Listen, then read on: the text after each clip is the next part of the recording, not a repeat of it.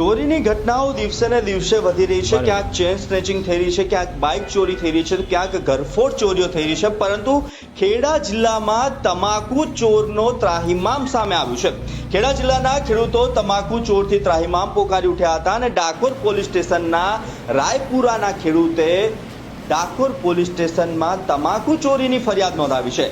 ગોડાઉનનું તાળું તોડીને 110 જેટલી તમાકુની બોરી ચોરાઈ હોવાની ફરિયાદ કરવામાં આવી છે। ડાકોર પોલીસે ફરિયાદના આધારે તપાસ હાથ ધરી છે અને પોલીસને બાતમી મળી છે કે ડાકોર પોલીસ સ્ટેશન હદ વિસ્તારમાં આવેલા લક્ષ્મીપુરામાં 2 અજાણ્યા ઈસમો તમાકુ ભરેલી 25 જેટલી બોરી વેચવા માટે આવવાના છે। પોલીસે વોચ ગોઠવી હતી અને તમાકુ ભરેલી 25 બોરી સાથે 2 લોકોની ધરપકડ પણ કરી લીધી છે।